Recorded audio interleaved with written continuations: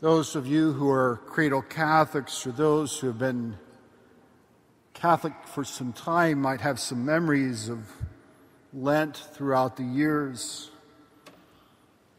I have a couple from growing up that I'd like to share.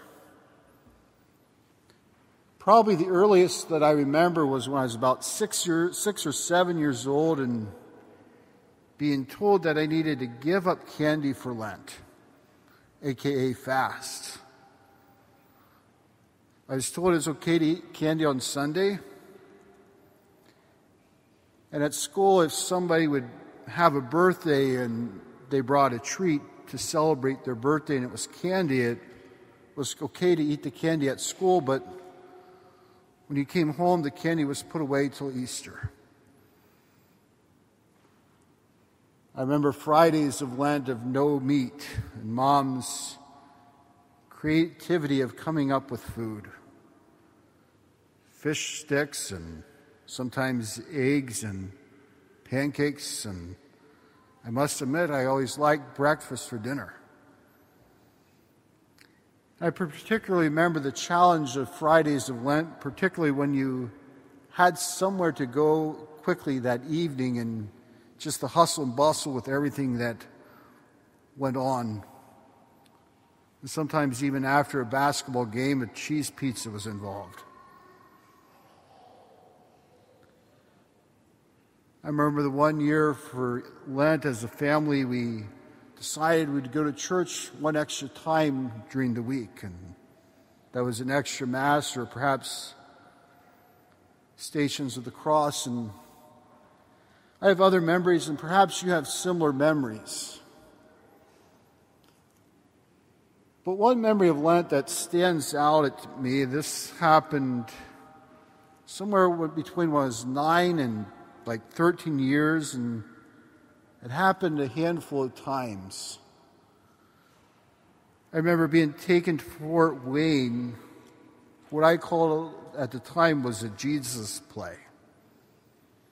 It was a play that told the story of Jesus' life, and it was probably one of the first times I got to see and hear the story of Jesus. And if memory serves me right, it covered the whole gospel.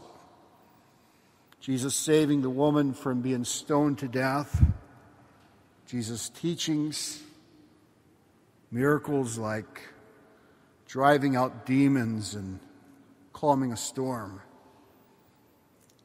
It covered the miracle of multiplication of loaves and fish, and a basket of bread got passed around to the audience for the audience to each get a small morsel of bread. Strange thing, though, they never passed around fish. The whole story led to Jesus' Last Supper, the agony in the garden, the conviction and crucifixion and resurrection, and ascension of Jesus. And this play was phenomenal. It had live animals, and it felt real. This play left a lasting impression on my life and still does. And one scene that I remember from the play particularly is this story we hear in our scriptures today. Jesus being tempted by Satan. Satan's appearance in this play was very scary. Perhaps it was just a 9-year-old kid's impression, but he was scary. He was dressed in black. His face was painted red with black streaks, and I'm not sure if he had horns coming out of his hand and a pitchfork in his hand. I just know Satan looked the way he was supposed to look, very scary. And not only was his appearance scary, but his voice in tempting Jesus was authoritative and threatening, and it was flat right out evil. Satan was so scary in this scene that you know how after you see a stage performance and the cast stands outside the auditorium and you get that chance to meet and greet with the cast as the audience leaves. After the performance, the cast stood outside and greeted the audience like normal. And people greeted every character almost from the play, and obviously Jesus got a lot of attention. But Satan's costume and character was so scary that I remember people paid very little attention to this character of Satan. Gave him very little greeting or anything, and perhaps it's a good thing that people don't pay attention to Satan. People pay more attention to Jesus. But I'd also say that a character in a play deserves some credit, because I don't think the Satan in this play was really Satan. He was probably more of a Christian man than some. But as I reflect on the scene from the play and how Jesus never gave in to Satan's temptations, I don't know about you, but I wish at times I could be like Jesus and get tempted by Satan, not give in. But sometimes you and I commit sin. Often I think it would be easier if Satan would appear to tempt us like he did in the play, to have that very scary appearance. If Satan had that kind of appearance, I don't think you or I would ever commit sin. It's just that scary. It'd be that easy to not give in. But Satan also knows this. And Satan is not going to give up that easy. Satan is a fierce competitor.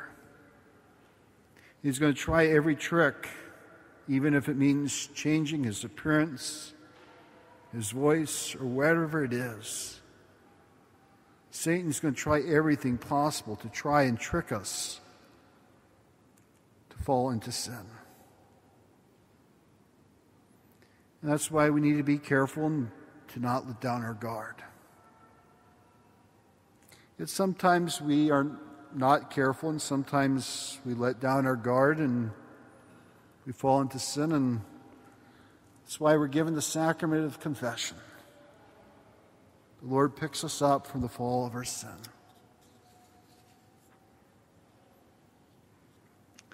I think part of Lent is being aware of how we fall short in our relationship with God and each other, and trying to mend those relationships with the Lord and each other. But this is part of what Lent is about. The other part of Lent is about those who are in the RCIA process. Tomorrow, those who are in the RCIA process will go to the cathedral, or some in our case will go to Immaculate Conception for the rite of enrollment, or rite of election, rather. And this is a time of purification and enlightenment for them, a time for them making their final preparation for Easter when they'll join our church. Part of our journey of those of us who are Catholics, we journey with those who are in the RCIA process.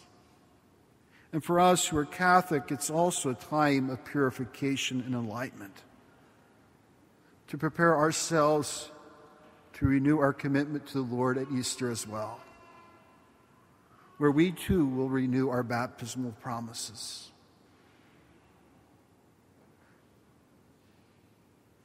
As Moses called on the Israelites to affirm their commitment to the Lord, may we in this season do what we need to do to affirm our commitment to the Lord.